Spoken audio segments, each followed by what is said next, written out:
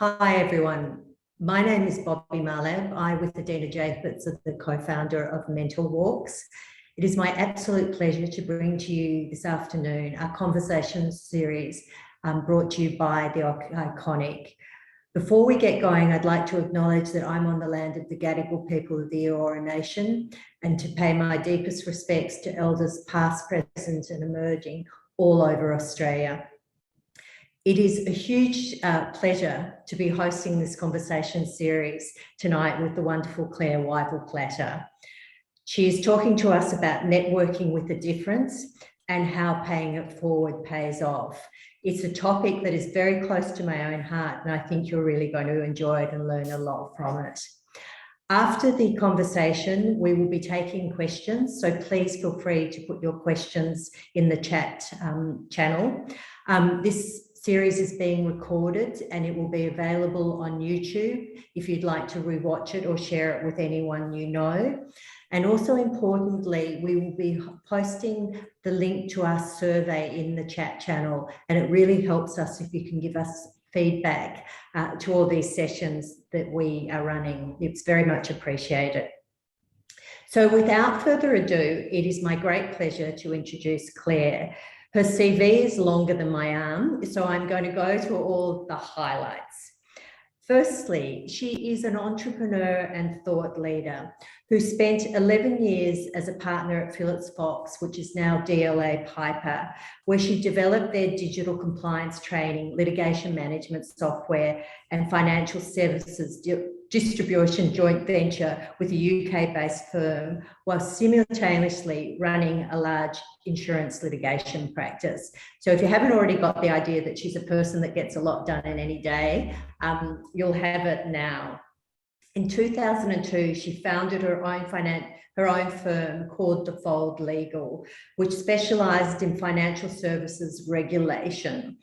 That grew to approximately 20 people before it sailed to the Halo Group in 2021.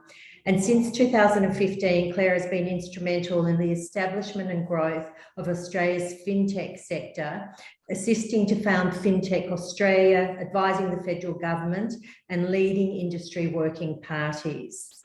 Currently, she's the non-executive director of 5 financial services businesses, some that are household names like UE, Athena Homewares, Aware Financial Services, and more. She's a strategic advisor and investor with a number of early stage fintech ventures. And she also is someone who very much thrives on complexity and takes pride in her reputation for finding elegant solutions to thorny problems. She's a fervent believer that magic occurs when great culture meets operational and governance excellence. And she also, importantly, is a dedicated philanthropist and is currently the deputy chair of the Stella Prize, which promotes female literature in Australia, and on the Pinch Gut Opera's Development Committee. And it's through the Stella Prize that I've got to know Claire and the wonderful work that Stella does, making sure that female literature is elevated in Australia. In addition to all of this, Claire has taken on 2 major renovations, 2 husbands, while raising 2 children, who, despite being in their early 20s, appear to have no inclination to leave home at all. So without further ado, I'm going to hand over to Claire to talk to us about networking with a difference. Over to you, Claire. Thank you. Thanks, Bobbi. I should say that my children have asked me to clarify, first of all, that I didn't have the 2 husbands consecutively. And secondly, they do plan to move out at some time. So, yeah, they weren't entirely amused by what I thought was funny. But anyway, I guess that just to show that the generation gap, exists in every family. So I would also like to pay my respects to the elders and traditional custodians of the land on which we meet today, which is the same land as Bobbi. What I thought I might do today is just talk to you a little bit about my early upbringing and my early approach to networking, sort of based on that. And then I'll talk a bit about why networking is important. And then I want to move on to talking about the pay it forward approach to networking and what that means, how it's different, how it worked for me as well. So what I'm going to do is kind of sprinkle this whole talk with stories about what worked for me and also what didn't work for me at various times in my career. As Bobbi said, you know, I had this incredibly active career because I really loved work. I always loved what I was doing. I found it, I'm very intellectually curious, and I always found it intellectually fascinating. And probably to the detriment of a balanced life, I kind of didn't really know what that was in a way, but it was because I enjoyed work so much. And I often reflect on why that is, because it is the case that I had very hardworking parents. They were farmers. I grew up on the west coast, Western Tamar River in Tasmania at a place called Sidmouth. And I don't know whether you can imagine what Tasmania was like in the 1960s, but I can assure you it was not very exciting. A good meal out was, you know, go to the local Chinese or the local cafe for eggs on toast, and that was for dinner. So yeah, things have come a long way since then, obviously, but you can imagine that I, as somebody who didn't have any internet, we had puerile TV, and so my only escape was books. And it's one of the reasons why I'm so passionate about Stella today, because I always say that books, if you like, were my window to the world living in 60s Tasmania.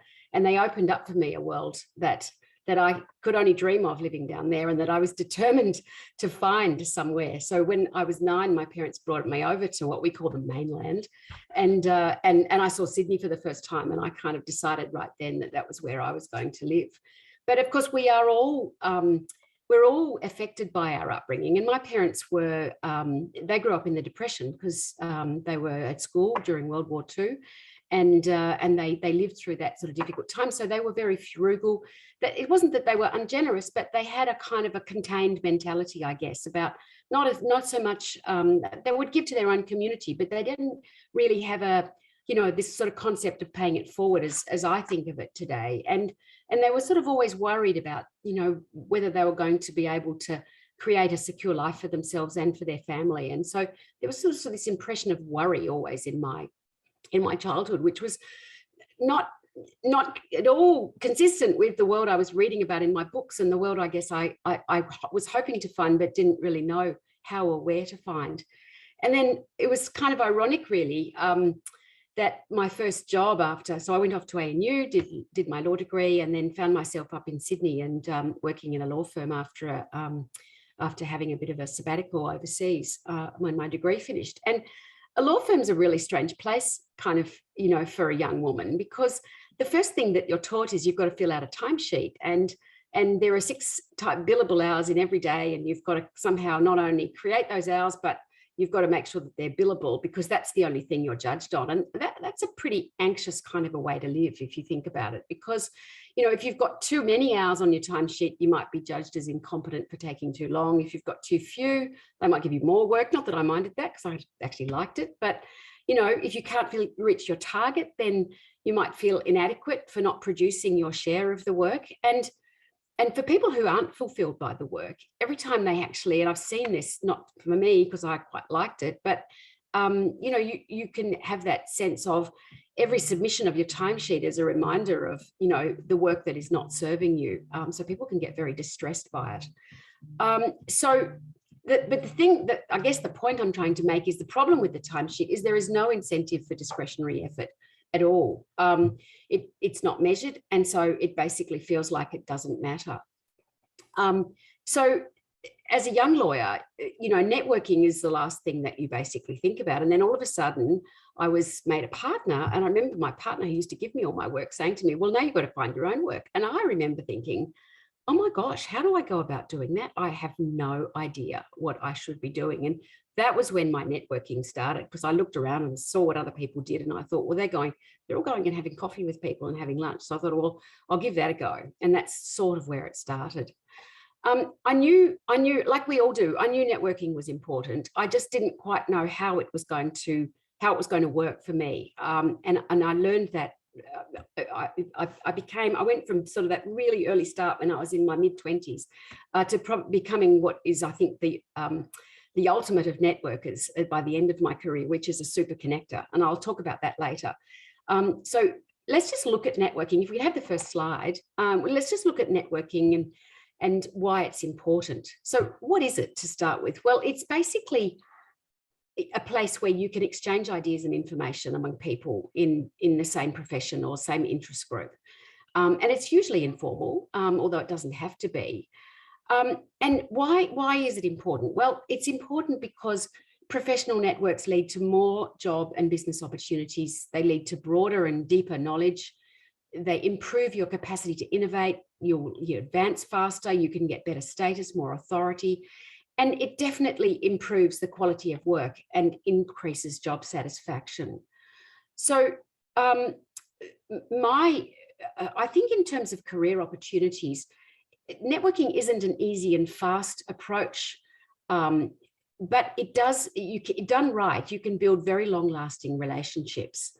And that's why starting early is important, because you can only do that one at a time. And the earlier you start, basically, the more relationships you get to form in your life. And the other thing that you need to remember is that although if you're a young person, you might be networking with people who are your age, they're going to be tomorrow's leaders just like you.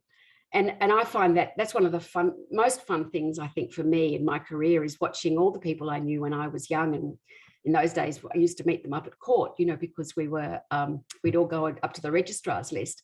And they're all leaders now. They're all executives or partners in law firms or chief executives of organizations or chairman of boards, and all very influential. And it's sort of like, we all grew up together. So it doesn't matter how early you start. The friends and colleagues that you make in your young life will rise with you, and you'll have opportunities to do things for them and with them.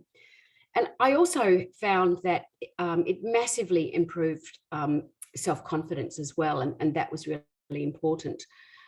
When I became sort of ran my own business, and also firstly became a partner and then started my own business, The Fold, networking was for me the most important place to get sales leads. So I would make it a point of going out and meeting as many people as I could. I used to generally start by going to industry conferences and meeting people there, talking to them, trying to find out what their needs were, and then sort of like taking that on to sales calls so that it wasn't a cold call, because we found that I used to find they were not nearly as effective.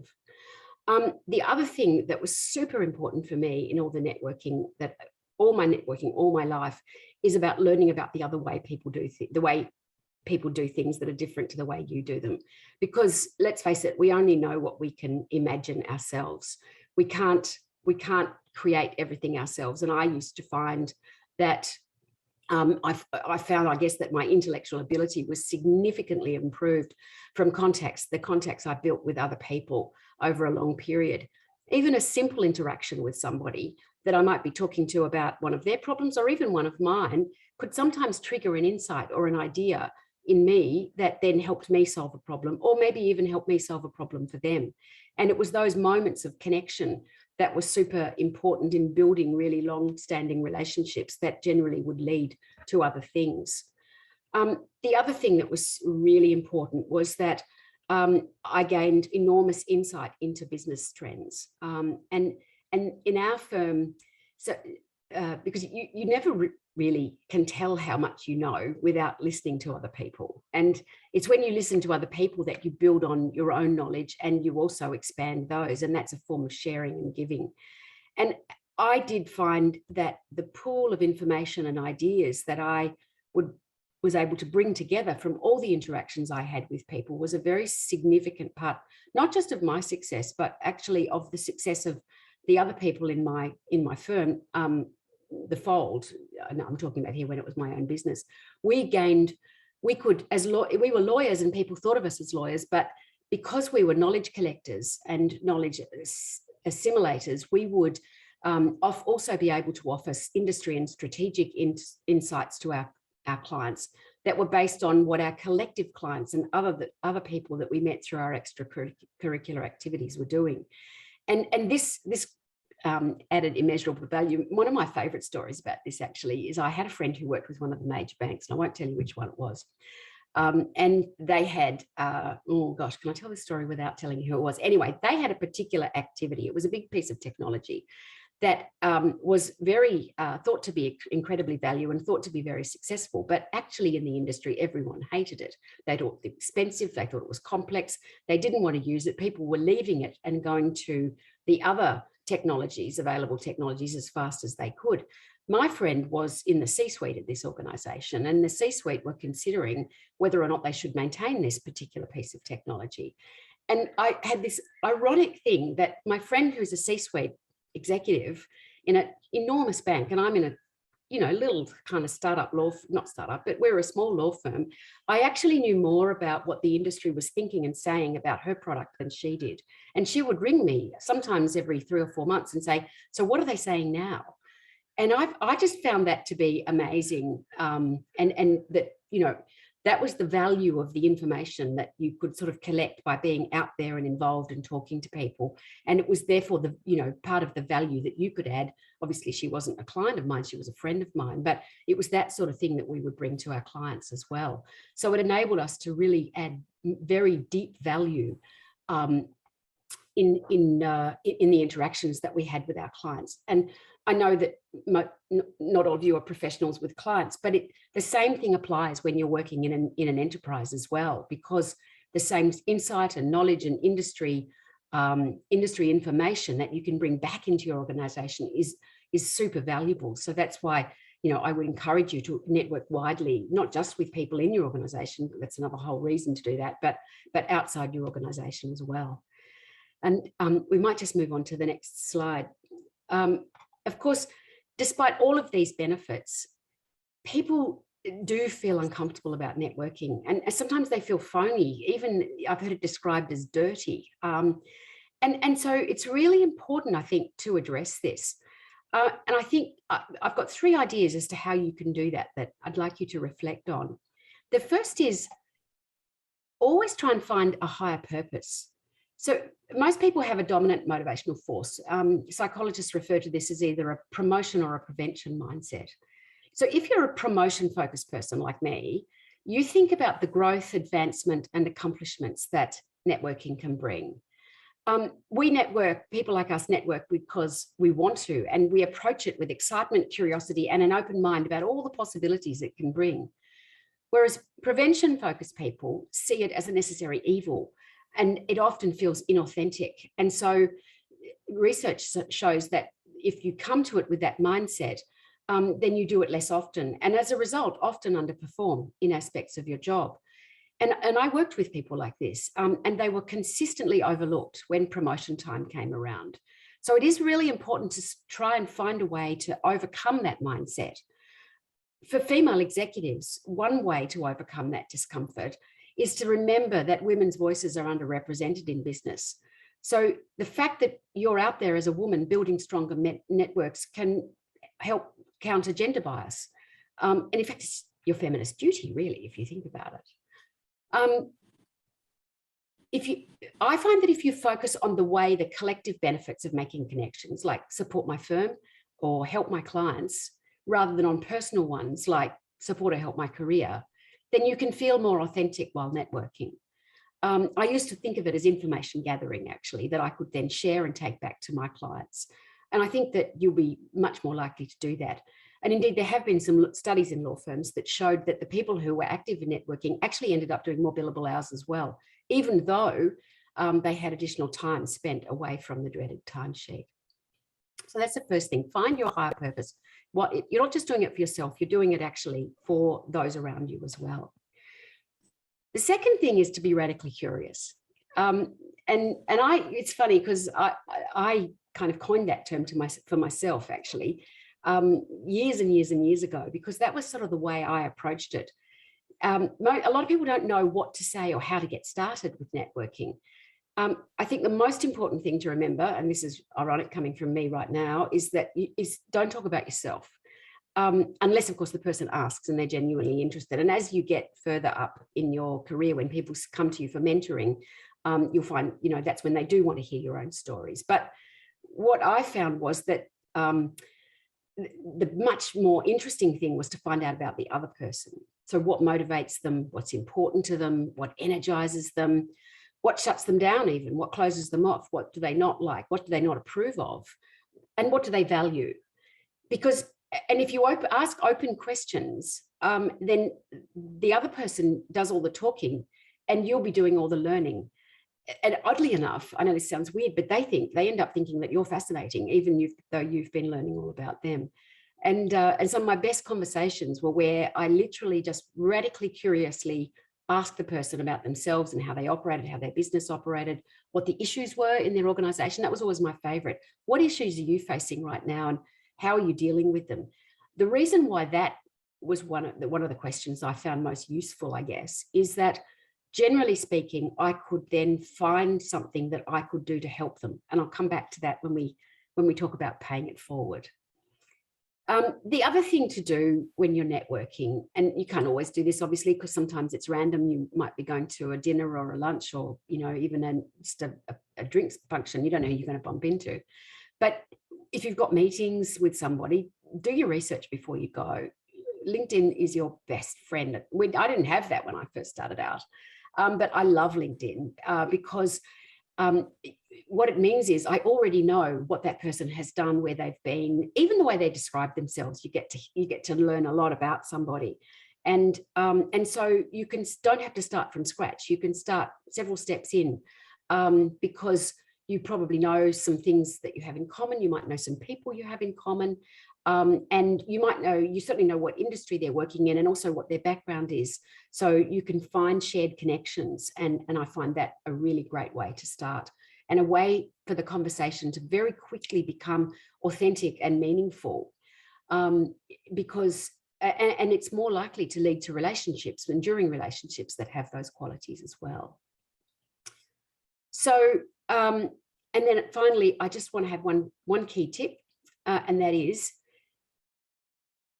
after you've altered your mindset about networking, and we'll talk about some practical ways to go through that, remember that you may as well not bother unless you're prepared to follow through, because networking doesn't end when you leave the interaction with the person. People are busy, and if you don't connect with them often, you'll be forgotten.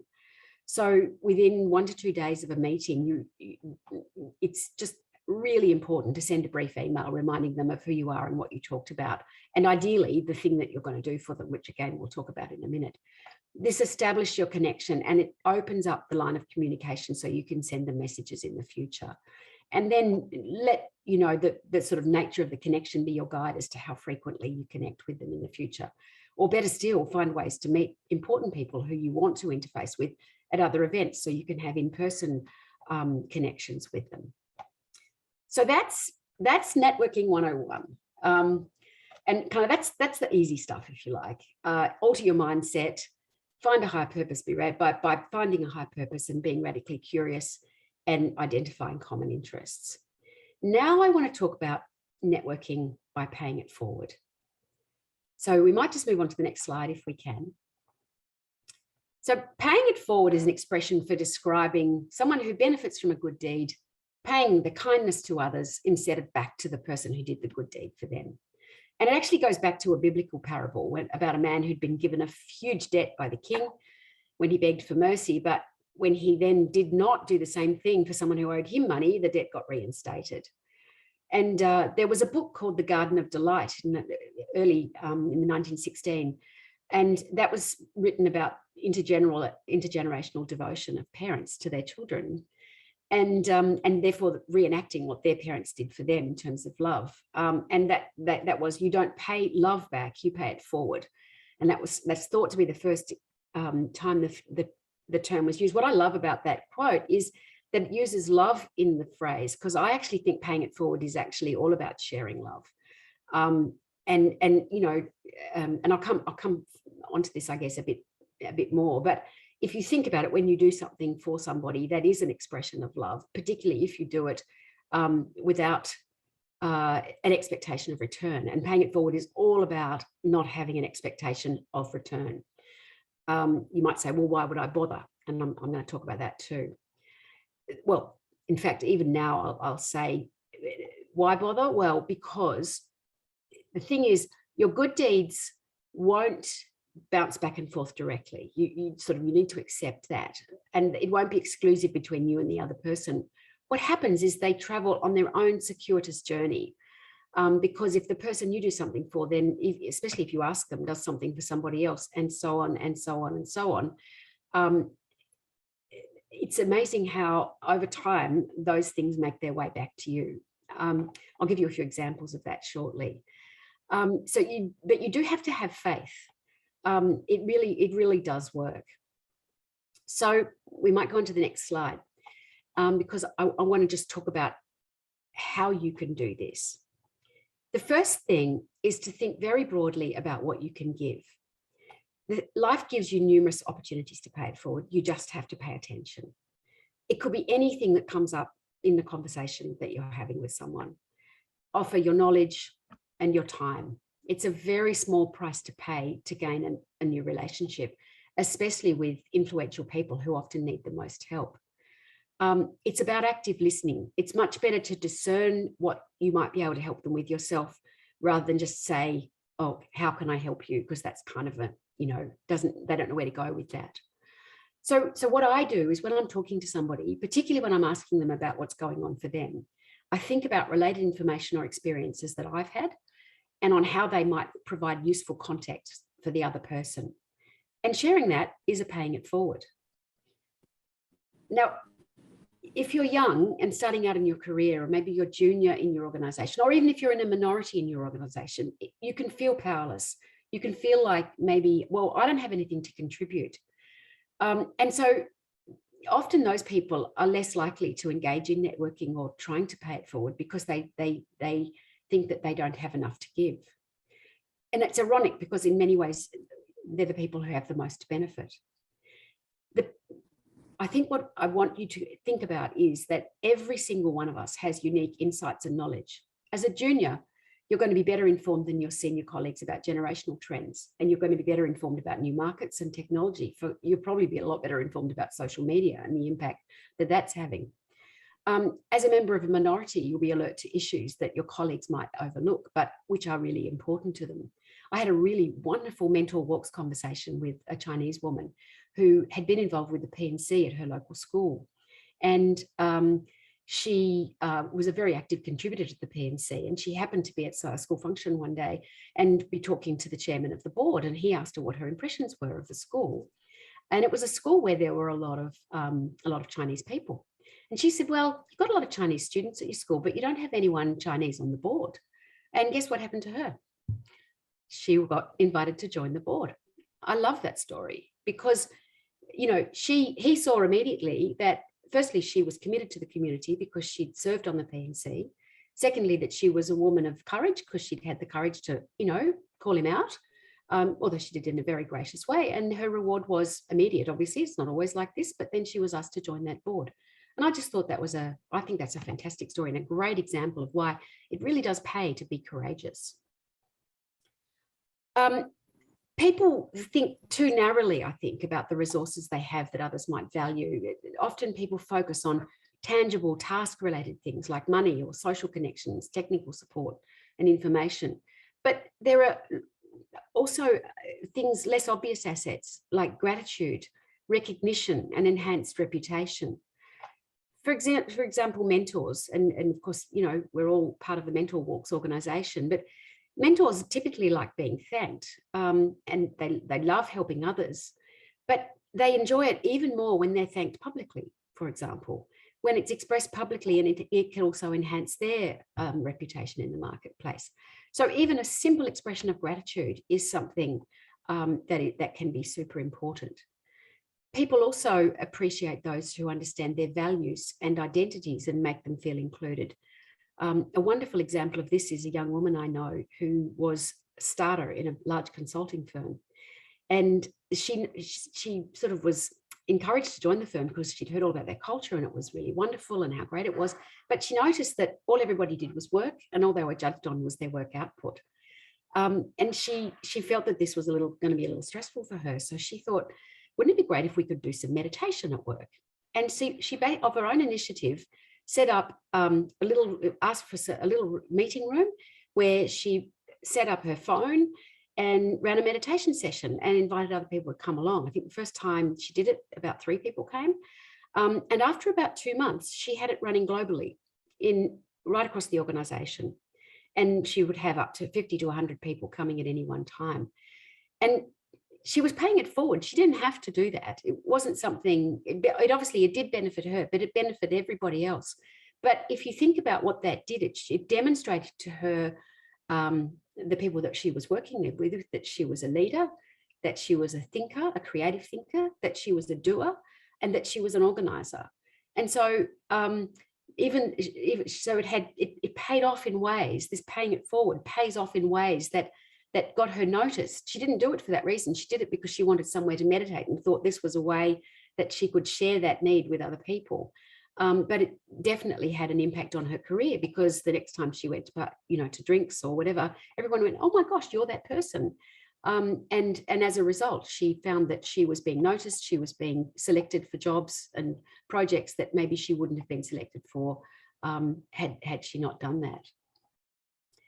The other thing is about, it doesn't have to be someone necessarily that you're helping, because even if you don't know a person well, helping them will turn them from unconnected strangers into valued friends or colleagues. And it's a brilliant way, to actually expand your network and expand your reputation. The other thing to really remember is it's super important to give freely without expecting anything in return directly at that time. People will often ask you how they can reimburse you. And what I would do is introduce them to the idea of paying it forward. So tell them that you don't expect anything in return, but you'd greatly appreciate it if they would do the same thing, because you're trying to create a better universe, if you like. And the respect that you get from that actually, oddly enough, massively outweighs the time that it takes or the effort that it takes to do the deed that you're doing for them. And even small acts count. It really doesn't matter how much you give or how significant it is just the act of giving. The point is, you don't know who the other person will talk to about you and what you did. But what we do know is that they do. And that will enhance your reputation. You don't know whether or when or even how that person might come into your life in the future in a way that could be useful to you. And actually, that doesn't matter either. But what I do know is that the reputation and influence that you build from paying it forward reaps rewards that way exceed the input that you've given. At some time in the future, you may even be able to look back and trace some of those acts to the things that have happened to you going as you've moved through your career. I certainly can now, looking back from where I sit, but you don't know at the time. And it's almost like the randomness of that is actually one of the sort of great mysteries, if you like, and one of the joyful parts about it. So for the moment, it's sufficient to know that you're building what I think of as a circle of goodwill around you that is emanating into your ecosystem. Some people call it karma. I like to think of it as feeding a universal life energy. It doesn't sound very scientific, I know, but you can't put that in a personal business plan with actions and KPIs. But I can tell you, from my personal experience, that it really does work in terms of bringing you personal, professional, and even financial satisfaction. So just some examples for me. When I was at Phillips Fox, probably the biggest thing I did was presentations. I never would say no to an opportunity to give a presentation on something within my technical expertise. And that was because I think I did about 90 in 10 years as a partner. And if you think about the fact that it takes you about 20 hours to prepare for those, that's an awful lot of extracurricular work. But it meant that I was considered a leader in my field. And what I used to do was actually find something technical that I didn't maybe know much about, was in my field, but maybe I could learn more about it and make that the subject of my presentation.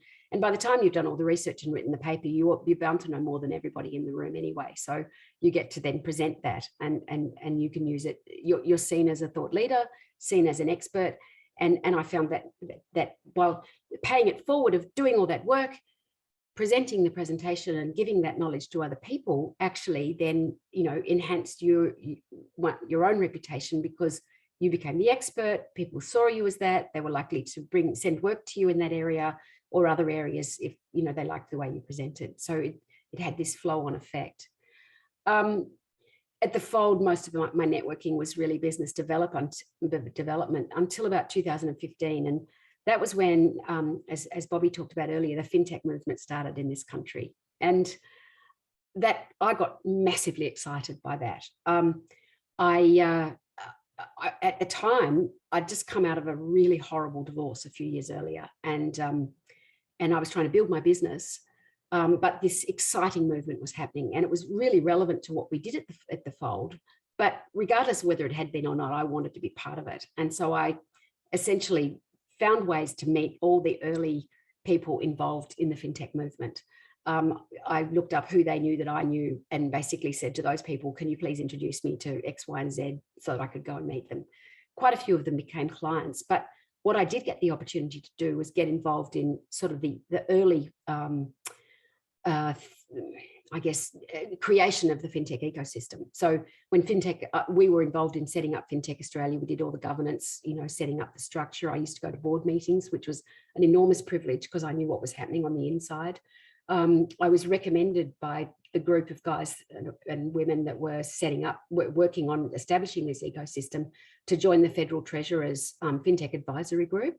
So then I got to be involved with, with Scott Morrison, who was the treasurer at the time, and others who were really leaders in their field in terms of explaining to the government what they needed to do to accommodate this ecosystem, this new industry. And I was personally responsible for working on what's called the regulatory sandbox, which was actually a bit of a failure, but it didn't matter. It was a great idea. And we networked with ASIC, and I advocated with both ASIC and Treasury to create a sandbox where fintechs could experiment without needing to get regulatory approval, the formal regulatory approval. And the fact that, it is disappointing in a sense that it didn't get used as much as it could because the ASIC were a bit nervous about it and they put some limits around it.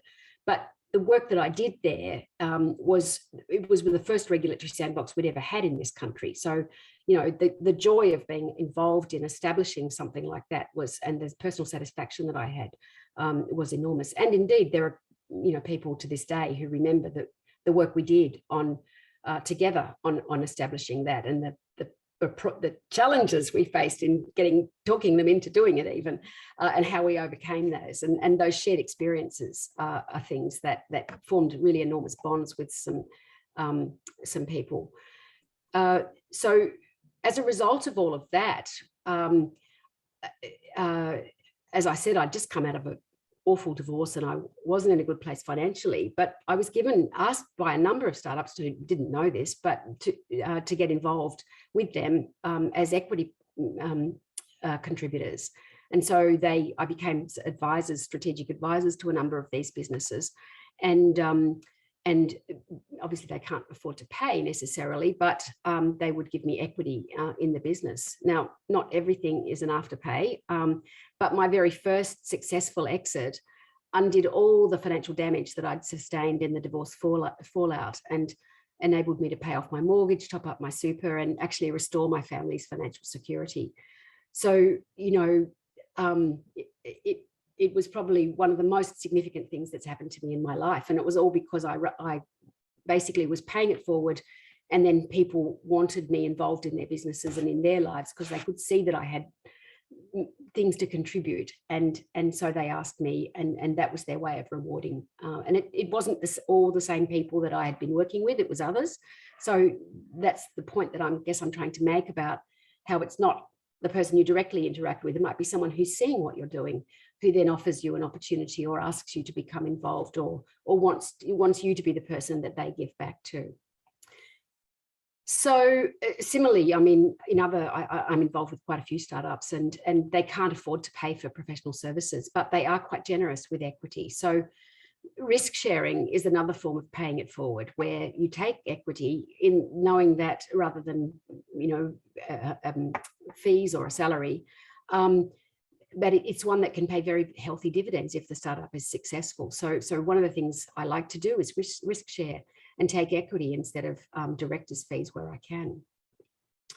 So now I'm going to talk a bit about what works best. And if we could just move to the next slide, and these are my best tips. So listen up if you're bored. Hope you're not.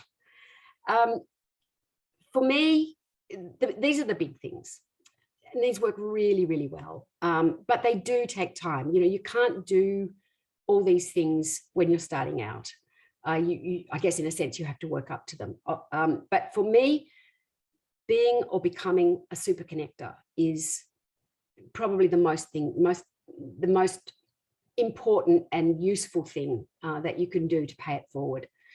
And what do I mean by that? Well, what I mean is whenever I meet somebody, I think about who or what might be useful to them.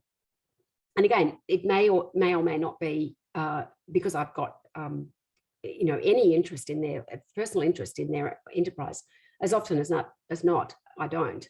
But what I think about is, well, who can I introduce them to that are going to be useful to them, or that they might be useful to? Could be people in their industry, people in related industries, people whose needs match their strengths, people whose strengths match their needs. And let me give you an example. I was asked by InsurTech Gateway, who I'm a kind of strategic advisor to have a meeting with a young woman who's got a really interesting business. And I met with her for an hour and a half one day. She's absolutely gorgeous. And she's developing a really interesting product that will help with secure document retention for individuals. So it's pretty important. I counted it up actually. After we had our meeting, I introduced her to 5 venture capital. She needed to raise capital and she needed clients. I introduced her to 5 venture capitalists. I introduced her to Head Over Heels, which is an entrepreneurs organization, 4 potential clients. And I gave her lists of the top financial and planning and accounting firms that she didn't know existed, but who were all her client base. So it saved her hours and hours of work. She actually gained one of the major banks as a client as a result of those introductions. As I said, I saved her hours of work kind of researching the industries that she was serving. And she's had some really great conversations in terms of capital raising and learned a lot from the organizations the VCs that I introduced her to. I'm not on her, I don't have equity in her business. I don't have anything, but what she does is she rings me or emails me every now and then, and she tells me how she's going and how her business is growing. And it's so fabulous to hear about that. Like, I'm so excited to know what she's doing. That literally is sufficient reward to know that you've helped somebody. And she of course then tells other people about me and what I can do. And she also pays it forward to other people as well, because she's had that example of generosity. So it's because of all the networking I've done all through my career and all of the deep relationships I have with people, because of the things that I've done with them, for them, or even had them as clients that had good relationships with them, that now puts me in a position where I can do those things for other people. Even when I was working in the fold, we would do similar things for our clients, and then of course they became very repeat and very loyal clients. The second thing I did a lot of was joining industry working groups. Now, people, you might say, well, I'm not senior enough to join an industry working group, but the point, because I don't have the expertise, but actually industry working groups have all sorts of needs. So what you'll find once you join one is you can make a contribution at the level at which you are able to participate. So even if it's only administrative, that is super valuable, because that's the job that the more senior people don't want to do. So what it does is it gives you the opportunity to learn from motivated people, and they remember you as somebody reliable and helpful. So my advice is join the groups and take as active a role as you possibly can. If you're a junior, take on the admin load. If you're a senior, contribute to the project. And if you're comfortable, facilitate the meetings. Even if you're not able to contribute ideas, editing is super valuable. The key thing is to make a contribution and always do what you say you'll do. You'll be remembered as helpful, and the project will be on your CV forever. So it's always something valuable. Pro bono work is another thing that's really important. And again, It can be for any type of pro bono work. It's just offering your services for free. And you don't have to be a professional to do this. Whatever skill or capability you have, or what Bobbi calls your superpower, that's what you can offer to other people. You might be in marketing, you might be in inventory control, you might be in process mapping. It doesn't matter. There'll be a not-for-profit or a startup or a small business who needs but can't afford your special skills. And you will find you learn as much as you give, just by broadening your experience, and it only costs you some of your time. And as I said, you never know where it will lead in the future. My most enduring fintech, in fact, was one where I was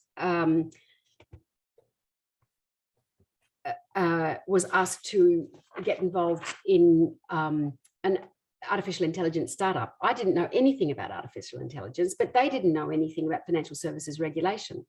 And so I was able to learn all about that particular technology at the same time as fulfilling a huge gap in their knowledge base in relation to financial regulation, which is actually what the AI was being designed to manage for people.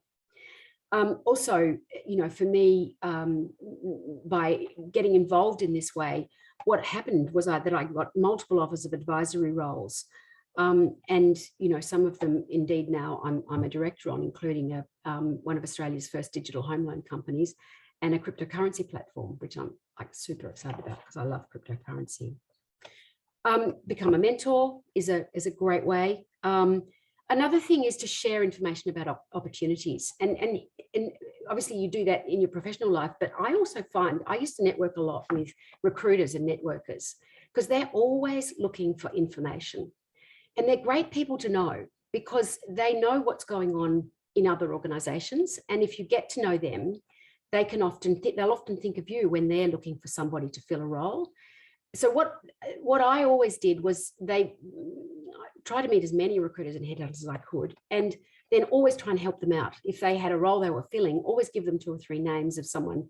I mean, unless of course you don't know anybody, but really try to help them do their job, because then when your time comes and you're going to need some assistance to change careers or move up in your organization, you'll have a bunch of people that you can call on that will help you. Another thing that you know, that I think is really important, and this is perhaps internal networking, but offer to review or comment on other people's projects. People are often looking for ideas and looking for different ways to do things, and you'll have unique insights that you can contribute. And you'll learn by doing it because you'll see the way they work and the way they think. And I find that was also a great way to help somebody, but also learn at the same time. But small things work too. And if we could just go to the last slide. So, you know, things like providing information resources. I almost never come away from a meeting without the next day sending someone an article about something I've been reading. And people will remember that, and they'll benefit from the article. They'll probably send you something back that will be useful for you as well, or they might just send that on to someone in their organization. You might help them look good by having information that, you know, they find useful and that they can pass on as well. So even though it's just a very small thing, it can actually have multiple waves. Help someone improve their lives.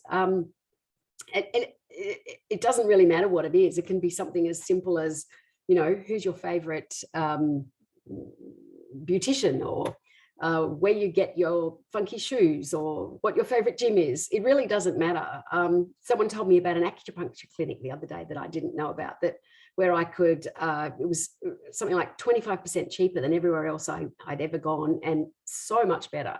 And I'm now going there twice a week because I can afford to spend more on my acupuncture. And that was such a bonus for me because, you know, I didn't know about it, and it was something that I really needed at that time. Another thing that's really, really helpful and really appreciated is words of encouragement. A lot of people we don't get enough encouragement. We don't give enough encouragement. So remembering just to say to someone, you're doing a fantastic job. I really appreciate what you've done, is incredibly powerful. So also paying a compliment. if you see someone doing something really great, don't shy away from that. You can give out compliments for almost anything. You just have to seize the opportunity. And then finally, one of the things that is really, really important is, I think, or useful, is telling someone what a difference they made in your life. So especially when someone's done something for you, maybe some years ago, and then you realize you can trace, as remember I said earlier, you can often trace back to that moment, if you like, where somebody did something for you and it set you on a slightly different trajectory. It was a bit of a tipping point for you.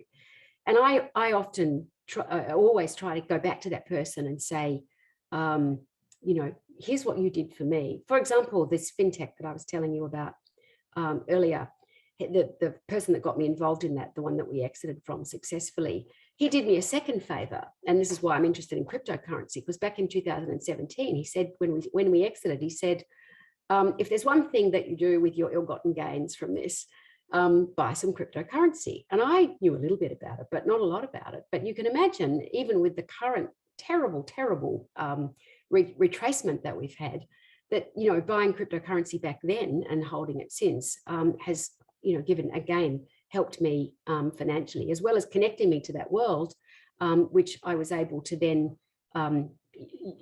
parlay into a professional role with this cryptocurrency company that I'm now director of. So, but I always ring this person and sort of feed back to him sort of what that's meant to me and how important it's been to me. So my final word on this topic, though, is not about financial and career success, even though I know that's what I've been talking about mostly. It's really about happiness.